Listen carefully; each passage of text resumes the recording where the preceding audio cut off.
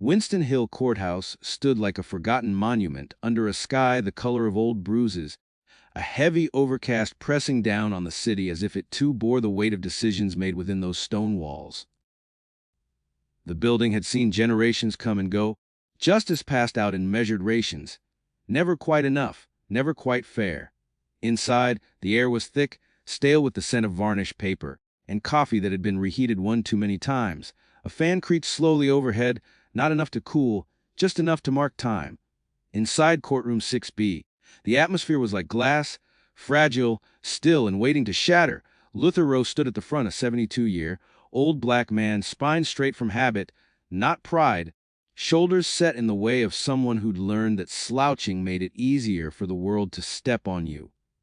His skin was dark and lined, like aged mahogany worn smooth by decades of sun, wind, and struggle. He wore a brown wool coat over a white shirt with a collar stiffened by starch and memory. His hands, clasped behind his back, trembled not with fear but restraint. He stood there because he had to, because the summons said so, because the system never stopped demanding your presence while ignoring your humanity. Lieutenant Brent Rawlins stood a few feet away, the embodiment of every abuse the badge could justify. Blonde buzzcut, mid-40s, with the kind of jawline that always looked clenched, like he was daring someone to breathe wrong. His uniform was pressed sharp, holster adjusted just so, boots polished to a mirror shine. He walked with a swagger more than a stride, the kind that filled the room even before he spoke. He didn't speak first, he slapped, without warning, without cause, without fear of consequence. The sound was impossibly loud, a crack that split the room in half. Luther's head snapped to the side, glasses knocked askew, one lens smeared red as blood blossomed from the corner of his lip. For a moment, he didn't move, he didn't fall, he didn't raise a hand to retaliate. He simply turned his head back forward, eyes level, spine still straight. Rawlins smirked, not the smile of someone ashamed, the grin of a man who believed he'd reminded the world of its place. There was no gasp, no scream, just a room holding its breath. Silence doesn't always mean absence of noise. Sometimes it's a roar waiting to be acknowledged. In the back of the courtroom, seated alone, a man in a black suit sat unmoving. No tie, shoes were polished but plain. A federal badge sat tucked just beneath the breast of his coat, where it couldn't be seen but never forgotten. He didn't flinch, didn't even blink. His name was Marcus Rowe, and the man just slapped was his father. He didn't rise, didn't shout, didn't rush forward. He watched. His gaze was not just observation, it was measurement, calculation, memory being formed like metal being folded, again and again, until it was sharp enough to cut. Rawlins turned away from Luther without a second glance, wiping his hand on his pants like he'd touched filth. Should have stayed seated, he muttered loud enough for everyone to hear. The judge didn't look up. The clerk kept typing. The bailiff shifted but didn't speak. One woman in the gallery turned her head away, whispering into her phone. Another lifted her own just high enough to begin recording. No one said a word. Luther reached into his pocket and retrieved a white handkerchief. Not the kind you bought at a drugstore, but the kind passed down through habits and histories. He dabbed the blood from his lip with careful precision, folding the cloth neatly after. He adjusted his glasses with 2 fingers. One lens was now tinted with a faint smear of red. He left it, because sometimes the stain was the truth, because sometimes the truth needed to be seen. Rawlins, now seated again, leaned back and crossed his arms, satisfied. No reprimand, no objection. The gavel stayed silent. Marcus has no sound, no fanfare, just presence. It changed the air, like the barometric pressure dropped, and the storm had just decided where to land. He didn't speak, didn't even glance at Rawlins. He walked down the aisle slowly, deliberately, shoes clicking in a steady rhythm against the tile floor. When he reached the back doors of the courtroom, he paused just long enough for the silence to fold around him like a coat. Then he left, not in retreat, in purpose. Out on the street, the clouds had thickened. A drizzle started, soft but steady. The sidewalk glistened. Marcus reached his car, a black federal sedan parked 3 blocks away beneath a lamppost that flickered against the wind. He climbed inside, closed the door, and the moment it latched, everything changed. The interior was dark, muted, quiet.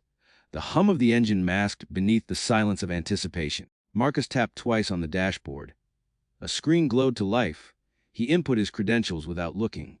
The interface didn't question him. It never did.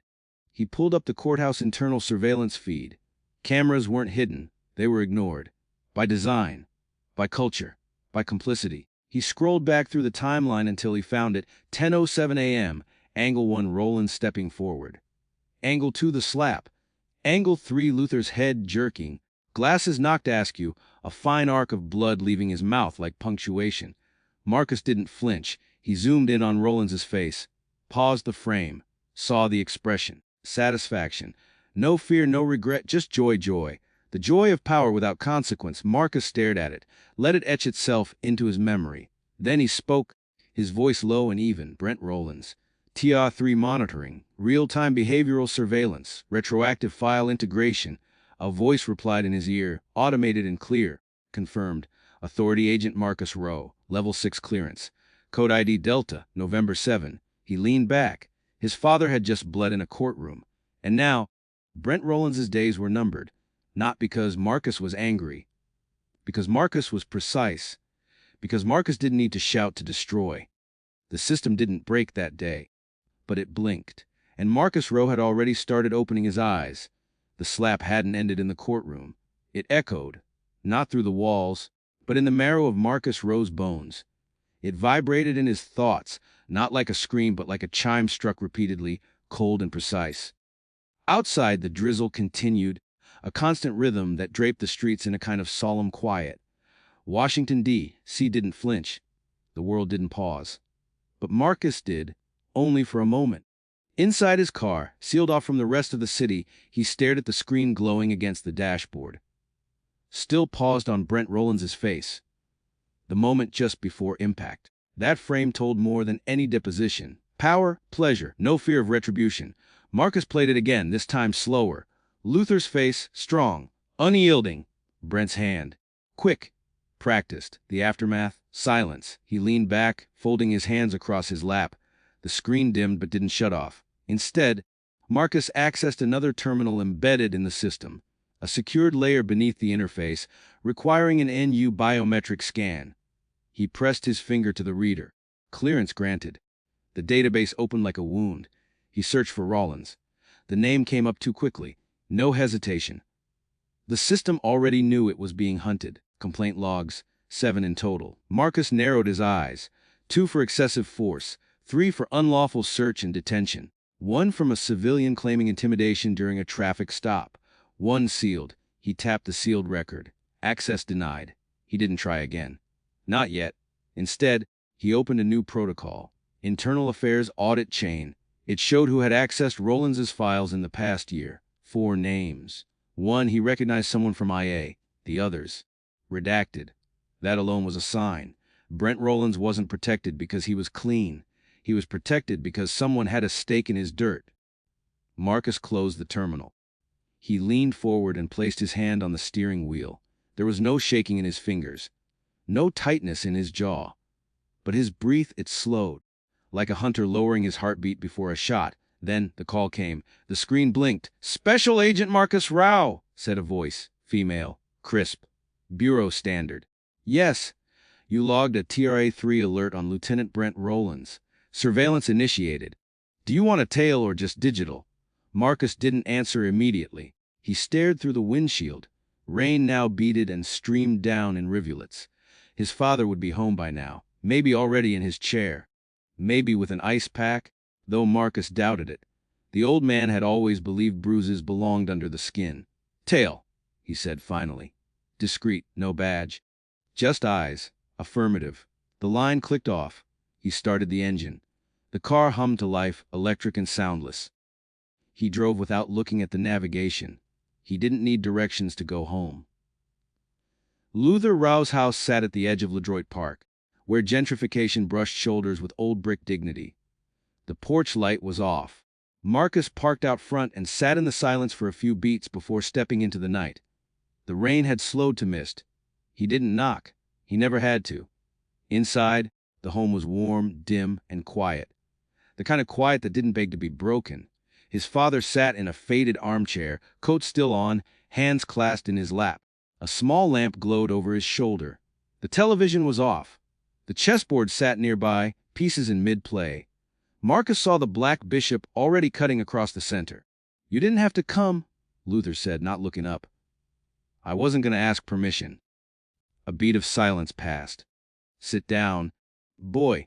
Marcus took the chair across from him, the same spot he'd sat in since he was 12.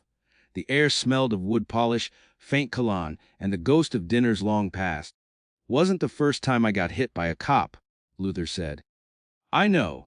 I took it the same way I took the rest." Still breathing, standing. "That's the only win they don't know how to count." Marcus looked at him. At the way his lip was cracked, already darkening. The dried blood at the edge. The square of white cloth was folded and set perfectly on the armrest. "They can't keep getting away with it," Marcus said. Luther's head turned slowly. "No, but they will. Unless someone changes the board."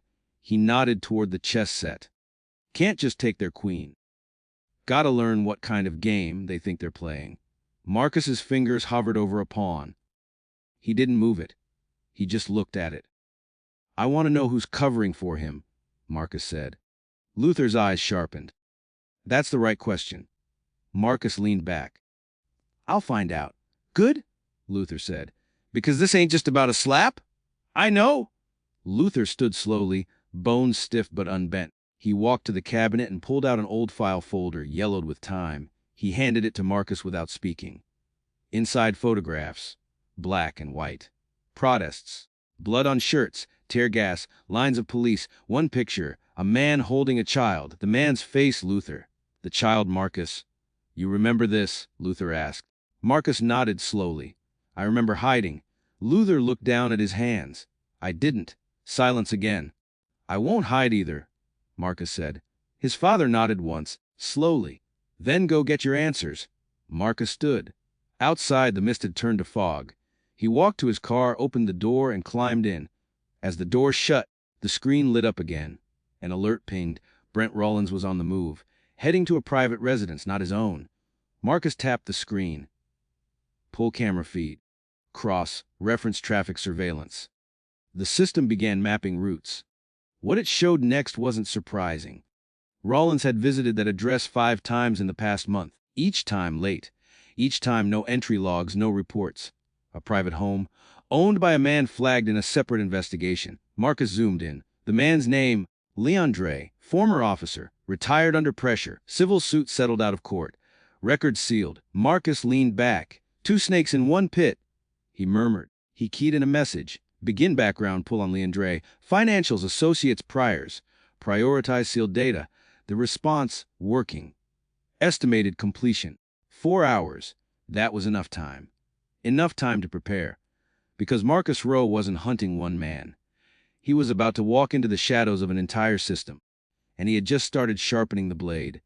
The morning after the courthouse incident, Washington, D.C., looked the same to everyone else. Office towers blinked awake. Cafes opened with mechanical cheer. Papers printed headlines that mattered less than they should have. But Marcus Rowe wasn't fooled by sameness.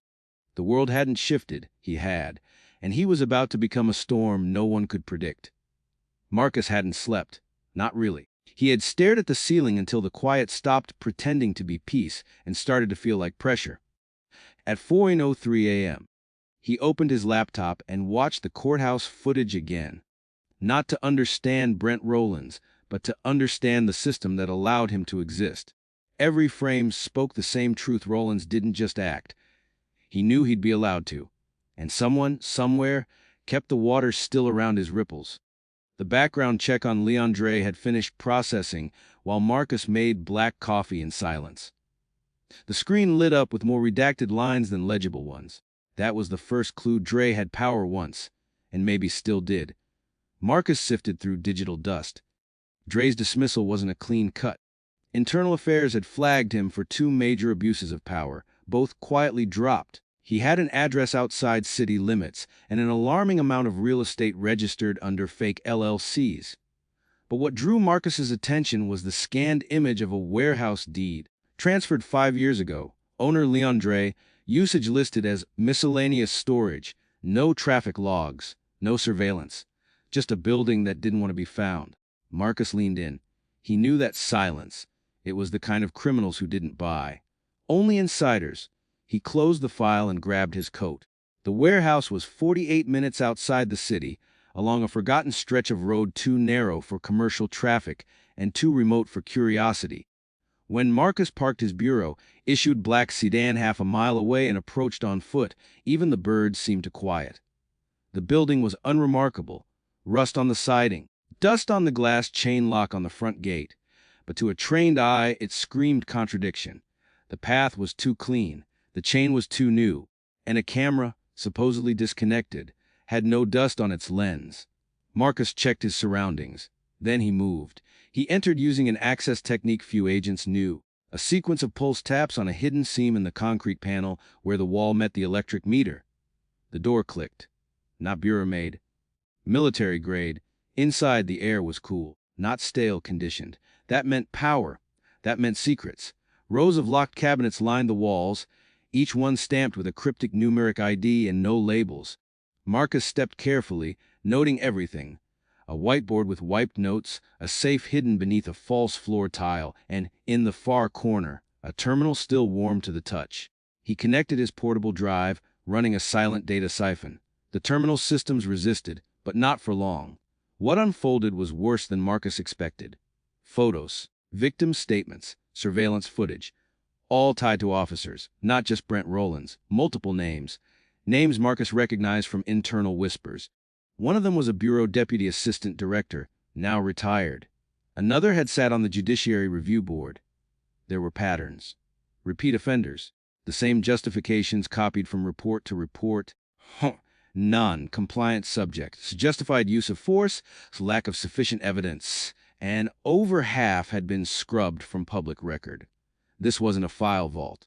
This was a graveyard, one designed to bury truth beneath procedural concrete.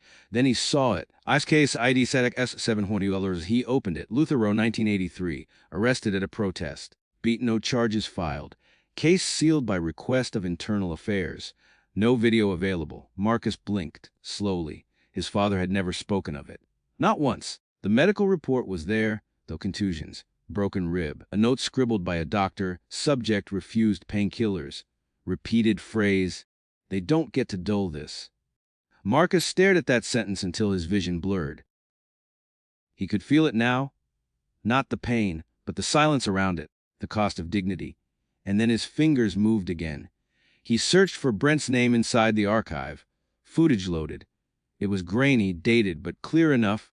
Brent Rawlins in plain clothes, holding a teenage boy by the collar, slamming him into a locker in a school hallway. No sound. But the fury was visible. The date, 3 years before Brent's promotion. No charges, no consequences. The boy's name had been redacted. Marcus marked the file for extraction. Then the screen blinked. A warning. CSRDCCSDDSTAT. Marcus yanked the drive and powered down the machine. He had 5 minutes, maybe less. He didn't run. He walked. Smooth. Controlled. He reached the exit, paused, and glanced once over his shoulder. The lights inside the warehouse flickered, like something had awakened. Something old and used to being alone. He shut the door and vanished into the tree line before the first black SUV rolled up the dirt path. Back in D.C., Marcus didn't go home. He went somewhere the system wouldn't look. The safe house beneath the 4th Street rail station. It wasn't listed anywhere. Not even in internal bureau maps. He spread the files across the concrete desk. They spoke of a shadow network within the justice system. Not a conspiracy, but a culture. A tradition. An old boys' club with guns and gavels. His phone buzzed. A text from an encrypted number. Ux, you were seen. You've got 24 hours. Sheikher. He deleted it without blinking. There were 2 rules in the game. Marcus was about to play 1. Never act without knowing who your enemy is.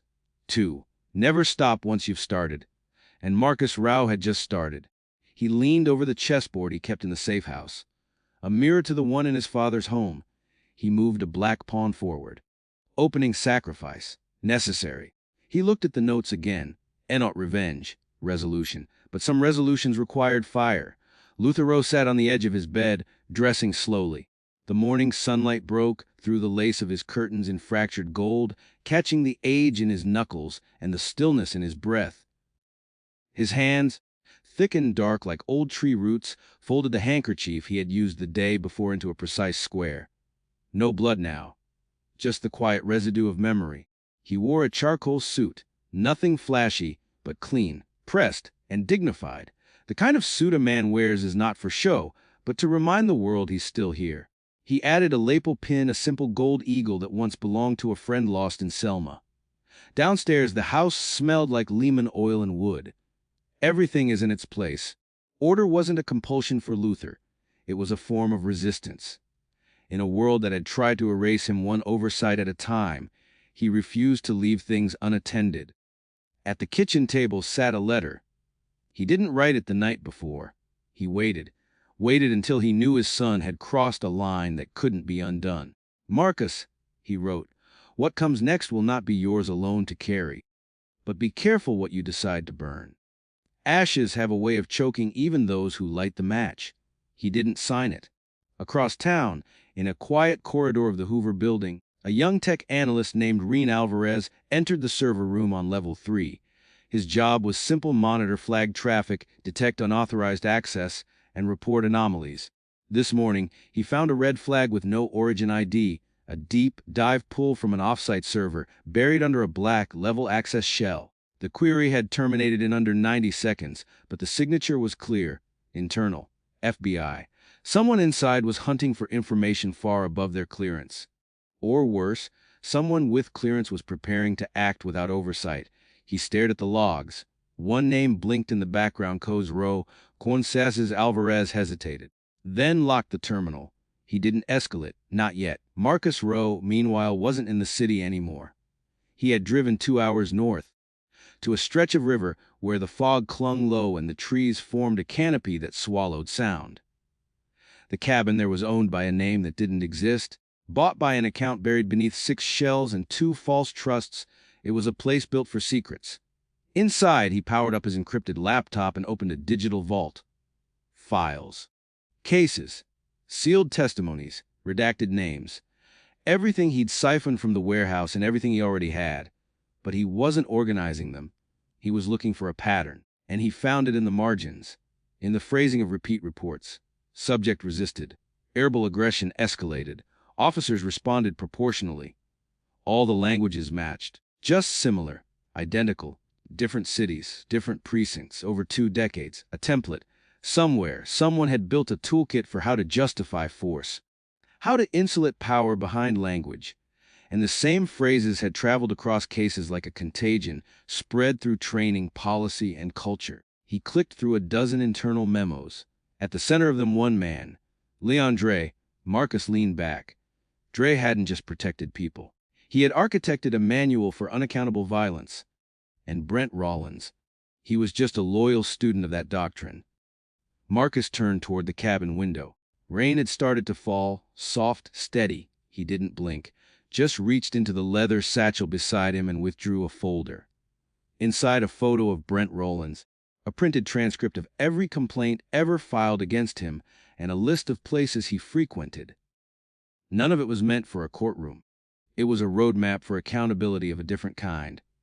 Back in the city, Luther Rowe walked through the doors of Ebenezer Community Church.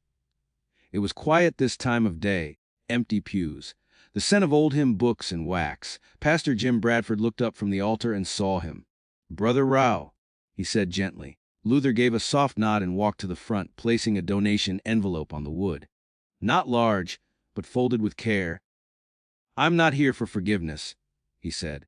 "I'm here because when the world shakes, you start with steady ground." The pastor nodded. "And when it breaks," Luther looked up, "then you remember who you were before the world told you to sit down." That night, Marcus returned to the city.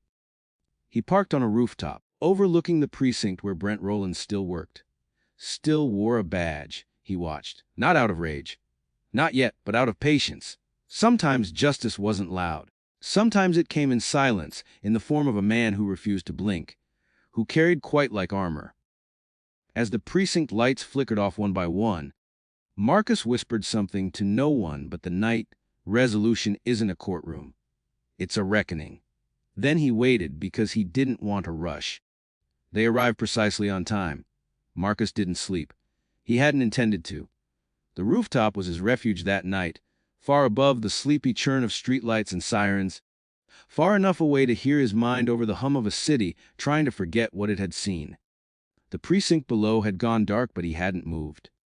In his lap, the folder lay open again, its contents familiar but relentless. Each document was a wound that hadn't closed, each photo a bruise the system never acknowledged. He read them the way some read scripture, not just for truth, but for code. By 3:00 a.m., the rhythm of the city had flattened into silence. Marcus finally rose, stretching the stiffness from his back. He tucked the folder away, not with caution, but with reverence. This wasn't evidence. It was memory weaponized. The next stop wasn't his office. It wasn't official. Marcus drove toward the edge of the city, where the warehouses blinked with tired neon and security cameras hadn't worked in years. This was where records went to die and truths got boxed in anonymity. He parked and walked into the shadows, hands in pockets, eyes alert. Inside one particular building, a long-forgotten municipal storage facility, was a secure crate labeled R381. No one knew it existed, because officially it didn't. But Marcus did. He opened it with an old key and found exactly what he was looking for: the original interview logs from a 2003 case against Brent Rawlins. A teenager, David Keene, accused of theft, died by suicide days later. The file had been shredded, but Marcus had a backup, and now he read through David's statement. What stood out wasn't what was said. It was how scared he sounded, even in transcription. Rawlins had interrogated him without recording equipment, off the books. Marcus followed the timeline and located an old patrol log, time-stamped and signed. But something was off. Rawlins was listed at 2 separate locations during the same 45-minute window. A ghost on paper. A lie made official. Marcus scanned the badge ID of the supervisor who signed it. Lieutenant Edward Kirsch, retired now, living in Maine according to Bureau address records, but still reachable. Marcus took a photo of the log, stored it, marked it. The next morning, while the city shook off its dreams, he sat across from a man named Alphonse Briggs. Briggs wasn't Bureau. He wasn't even government. He was the kind of man you found when you needed access without a trail. "You sure you want this rabbit hole, Rowe?" Briggs asked, placing a flash drive between them. "You start digging under city contracts, training curricula, police certs. You're going to pull something bigger than Rawlins." "I'm counting on it," Marcus said. The drive contained 20 years of police academy records, training manuals, psychological evaluations, internal grading systems. Marcus sifted through them until he found the real Rawlins, and dozens like him had passed through the same updated training sequence, all rewritten in 2002. The author, Leon Dre. Dre hadn't just written new procedures. He had restructured the idea of use of force justification to center around emotional persuasion, framing officers as not just responders but victims of potential chaos. It was rhetorical inoculation, a linguistic shield. Marcus read every word. Then he drove again. Not home. Not to the office. He went to a quiet retirement complex just outside Laurel Springs. Clean lawn, beige siding, lies behind every glass door. He knocked on Unit 4C. Lieutenant Edward Kirsch opened the door with a cane and a frown. "Can I help you?" Marcus didn't flash a badge. He didn't need to. "You remember David Keene?" The name hit like a forgotten wound. Kirsch stiffened. "That was a long time ago. But you signed off on a falsified report," Marcus replied. Calm. "Surgical. 2 locations, same timestamp. One of those was an unauthorized interrogation." Kirsch didn't speak. "You don't have to confess," Marcus said. "You already did. The paperwork did it for you." The old man sagged slightly. "I was told it wouldn't go anywhere." Marcus tilted his head. "It didn't. That's the problem." He left Kirsch with a card name. No title, just a number. That night, Luther Rowe sat in his living room, staring at the chessboard. The pieces hadn't moved since Marcus last visited. But something about their placement felt heavier now. Not like a game in progress, but like a prophecy paused. He picked up the Black King, turned it in his fingers. He had been taught to survive by staying in check, not seeking victory. But something about the silence of the last few days had changed. The world had cracked, and Marcus was slipping through it with quiet fury. Luther whispered aloud to the board. "Don't lose yourself in trying to fix what you never saw as whole." Elsewhere, Marcus sent a secure memo through bureau channels. It didn't say much, just a request for retroactive access to closed disciplinary files under the authority of a cross-agency civil rights audit. It would take a few hours to ping through systems. But Marcus wasn't waiting for permission. He was building a case inside a case, not against Rawlins, against the silence that followed him. Not inside, not on duty, just watching, remembering how easily blood had painted justice, and how loudly the quiet could speak when wielded by the right hands. The courthouse looked different in daylight, not cleaner, just clearer. The lines of history etched in its walls were no longer softened by shadows. Marcus Rowe leaned against the concrete balustrade across the street, watching it like a man would watch a battlefield after the fight had ended.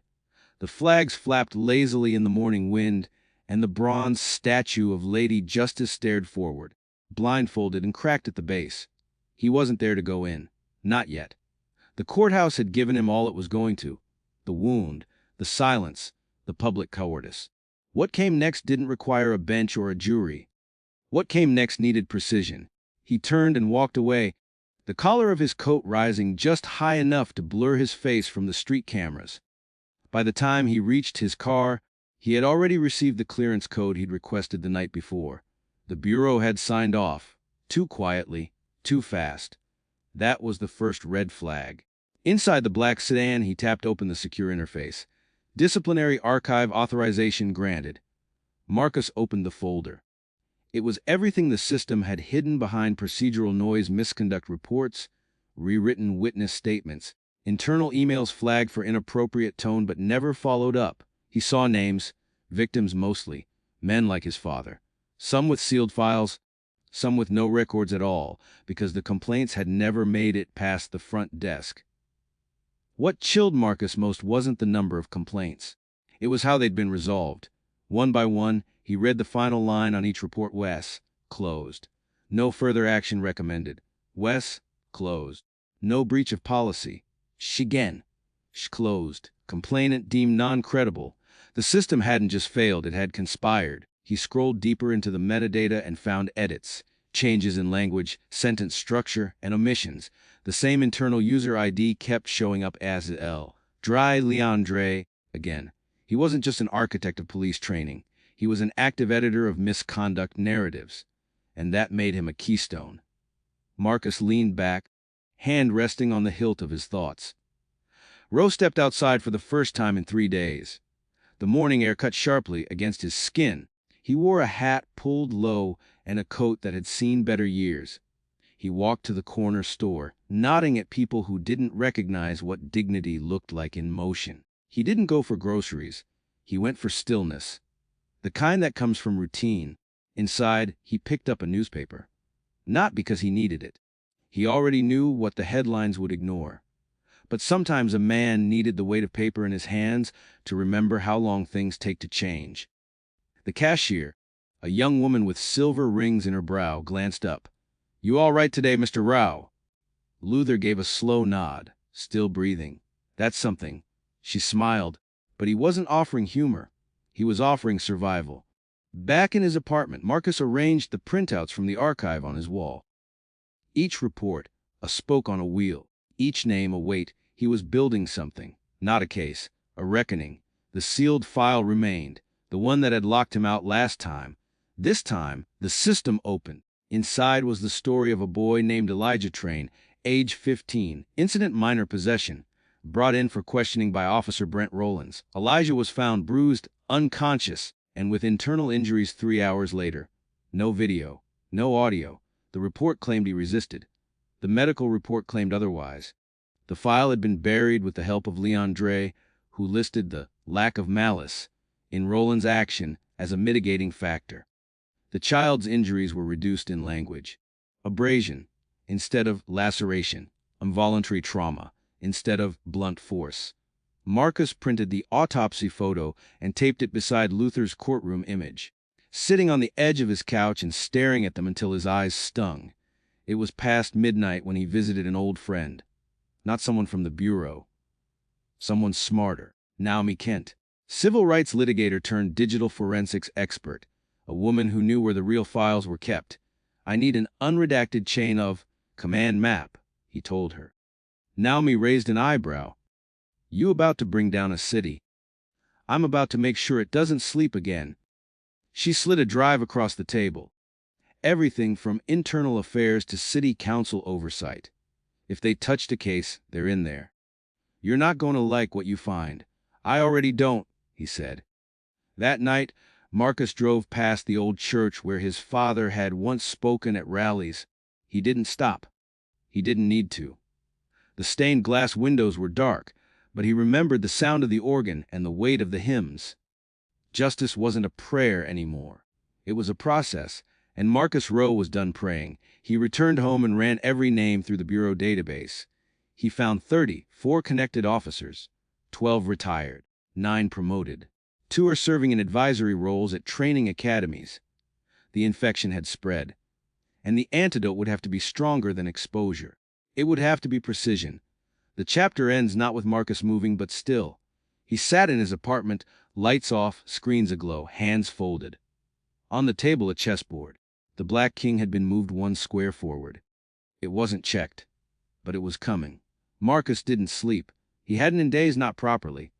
The human body, even disciplined and trained like his, demanded rest eventually. But tonight, resolve burned away, fatigue like wildfire consuming dry brush. As the city outside stirred under the weight of morning, Marcus was already dressed in black. Not mourning, not stealth, just intention. He stared at his wall, now more warboard than DA Corps. The faces, the reports, connections, names strung together not by yarn but by silence, all fed by a central artery of complicity. Brent Rawlins was no longer the problem. He was the proof. Naomi Kent's office smelled like coffee and buried secrets. She handed Marcus a USB drive the size of a thumbnail. "That's everything you asked for. Chain of command, promotion recommendations, informal complaints buried inside memos. And Leandre's full communications record during his tenure." Marcus pocketed it. Encrypted, double-wrapped. Even the NSA would need a crowbar and a favor. He nodded. "You're not planning a leak," she said. It wasn't a question. "No," Marcus replied. "Leaks make headlines. Headlines fade. I'm planning to leverage." She looked at him for a long second, then turned back to her terminal. "Be careful, Marcus. Power like that doesn't just burn them. It scorches everything around it." At 10:02 a.m., Brent Rawlins exited the precinct. He didn't see Marcus. Marcus saw everything. Rawlins walked like he always did, shoulders forward, chin high, hands loose at his sides. A man used to space parting for himself. His patrol car was parked near the back of the lot. His key fob flashed the lights. Marcus stepped into view. Rawlins froze. "Agent Rowe," he said, voice cocky. "Here to cry about your daddy again?" Marcus didn't answer. He stopped 5 feet away. Just close enough to be seen. Just far enough not to be touched. "Just curious," Marcus said. "Do you remember Elijah Train?" Rawlins flinched. "A hair, a muscle. But it was there. I don't know what you're talking about." 15. Minor possession. Hospitalized with blunt force trauma 3 hours after you brought him in. Resisted. Didn't breathe for 4 minutes. Rawlins shrugged. "Then maybe he shouldn't have mouthed off." Marcus tilted his head. "Why didn't you smile when you said that, Brent?" "You smiled when you hit my father. This time..." Rawlins' silence was too long. His foot shifted. His bravado sagged at the corners. "Your daddy should have stayed seated." Marcus nodded slowly. "And you should have stayed retired. But now you're in frame." He didn't raise his voice. He didn't reach for his badge. He didn't threaten. He just walked away. By noon, the Bureau's internal servers were running hot. Marcus had sent a single encrypted transmission to internal oversight, flagged with priority ready, see subject. Complicity pattern evidence. Origin Tier 1 agent. Attached exhibit bundle. Rawlins, Dre, Train. He knew what would follow. A sealed committee. Whispered phone calls. Boardrooms of men and women suddenly discovering unfortunate oversights. But he wasn't done. That evening, He stood outside the mayor's office building, not to make a statement, to deliver one. When the aide stepped outside, Marcus handed him a thick envelope. Inside, screenshots, testimony, medical records, and a list of names that stretched back 20 years. At the top, a cover sheet in Marcus's handwriting, X. You have 48 hours to act before the Department of Justice does. The clock started yesterday. Rowe sat in his kitchen, hands folded over a newspaper he hadn't opened. The TV was off. The windows, too. He was waiting not for justice, for movement. When Marcus entered, he didn't take off his coat. "They'll move on Rawlins," Marcus said. "He'll be suspended before the end of the week. Dre will step down voluntarily before they open his files." Luther nodded once. "That's not the end?" "No," Marcus agreed. "But it's the first cut. They're bleeding now." The two men sat in silence for a long moment, the kind that spoke more than any speech. Finally, Luther said, "You didn't do it for me." "No," Marcus replied. "I did it because it was time." Luther's eyes softened, not with pride, but with recognition. "You always knew how to play a long game. But don't forget, chess isn't about kings." Marcus looked at the table. The chessboard from his childhood sat in the center, unchanged. He moved the white queen forward. "Then let's make the next move count." As night fell, a message hit the Bureau's network from an untraceable terminal dia subject, Operation Deep Root. Status initiated, attachments followed, unredacted testimony, deleted footage restored, evidence cross, linked for 5 departments. The silence cracked as in checkmate. Not yet, but the board had shifted, and Marcus Rowe had declared the game open. Marcus didn't sleep. He hadn't in days, not properly. The human body, even disciplined and trained like his, demanded rest eventually, but tonight, resolve burned away, fatigue like wildfire consuming dry brush. As the city outside stirred under the weight of morning, Marcus was already dressed in black. Not mourning, not stealth, just intention. He stared at his wall, now more war-bored than D'Acor, the faces, the reports, the connections, names strung together not by yarn but by silence, all fed by a central artery of complicity. Brent Rawlins was no longer the problem, he was the proof. Naomi Kent's office smelled like coffee and buried secrets. She handed Marcus a USB drive the size of a thumbnail. "That's everything you asked for. Chain of command, promotion recommendations, informal complaints buried inside memos, and Leon Dre's full communications record during his tenure." Marcus pocketed it. Encrypted. Double. Wrapped. Even the NSA would need a crowbar and a favor. He nodded. "You're not planning a leak," she said. "It wasn't a question." "No," Marcus replied. "Leaks make headlines. Headlines fade. I'm planning to leverage." She looked at him for a long second, then turned back to her terminal. "Be careful, Marcus. Power like that doesn't just burn them. It scorches everything around it." At 10:02 a.m., Brent Rawlins exited the precinct. He didn't see Marcus. Marcus saw everything. Rawlins walked like he always did. Shoulders forward, chin high, hands loose at his sides. A man used to space parting for himself.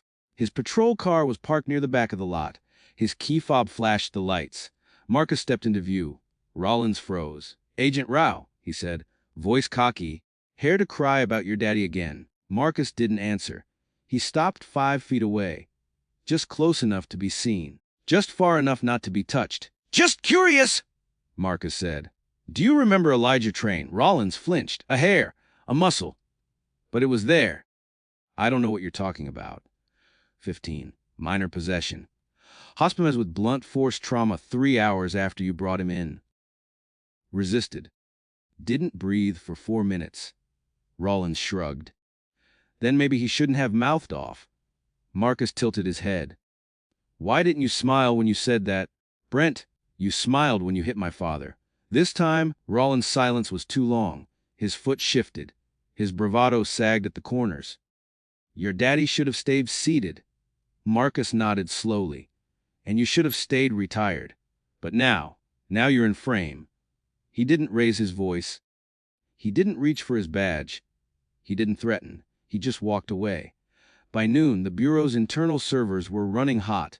Marcus had sent a single encrypted transmission to internal oversight, flagged with priority read as subject complicity pattern evidence. Origin Tier 1 agent. Attached. Exhibit bundle Rawlins. Dre saw he knew what would follow. A sealed committee. Whispered phone calls. Boardrooms of men and women suddenly discovering unfortunate oversights. But he wasn't done. That evening, he stood outside the mayor's office building, not to make a statement, to deliver one. When the aide stepped outside, Marcus handed him a thick envelope. Inside screenshots, testimony, medical records, and a list of names that stretched back 20 years.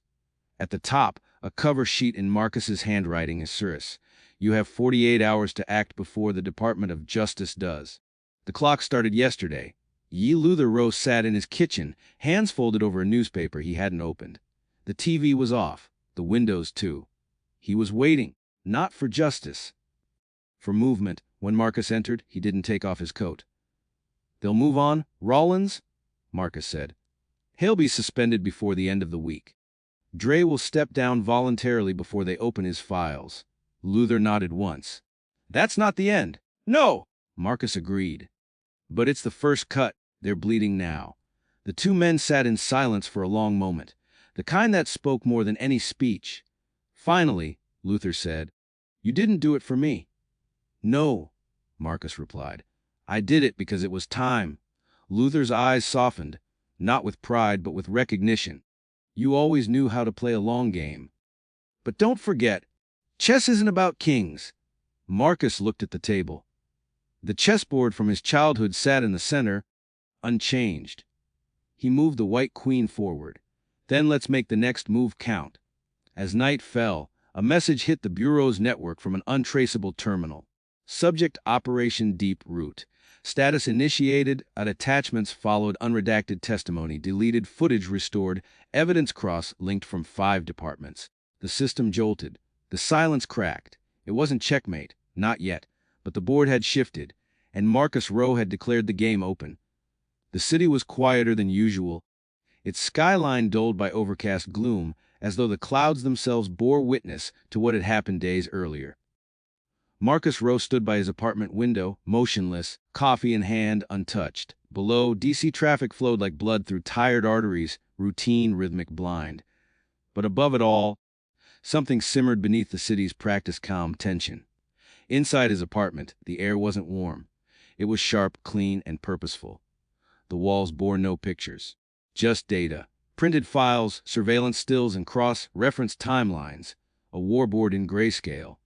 At the center, Brent Rawlins' photograph stared back, expression frozen mid-sneer, the face of unchecked power. Marcus sat at his desk and opened a locked digital archive. Choi's journal pages had been scanned and encrypted. Each entry, dated and verified, lined up with Bureau records, redacted lines suddenly readable when put side by side. What had once been scattered, anecdotal, and dismissed now screamed of a patterned brutality disguised as procedure. His fingers moved quickly, not rushed but resolved. A file titled 6 Delta Threads compiled a list of complaints, sealed settlements, and silenced victims. 23 cases, 7 active officers, 4 retired, 2 promoted, all connected to Rawlins in some form, 1 dead. As the files loaded, Marcus pulled out a voice recorder and pressed record. Agent Marcus Rowe, Internal Affairs Liaison.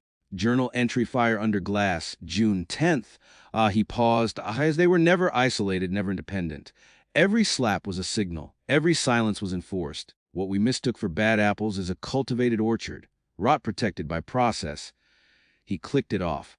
Some truths were best stored in analog.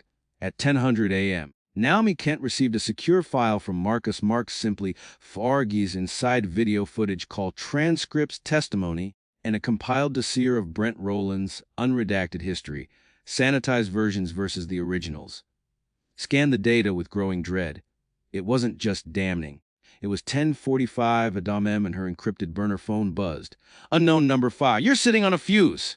She texted back, "A mirror.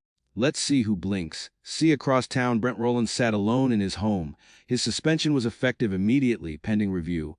No badge, no weapon, no updates. He ranked his coffee black, staring at the same photo Marcus had used. Himself, standing above Luther Rowe in that courtroom. The world wasn't silent anymore. And for the first time in his career, Brent Rawlins couldn't hear his boots. That afternoon, Marcus walked into a safe house tucked behind an abandoned dry cleaner on H Street. Inside, 3 people waited: a forensic analyst, a civil rights attorney, and a tech specialist from an NGO with no listed address. The room was lit by LED lamps and tension. Marcus laid down the data. 4 departments, 2 precincts, 1 municipal task force, all connected through personnel rotation in Rawlins' cases. The analyst leaned in. "You're saying this wasn't just corruption. It was a system."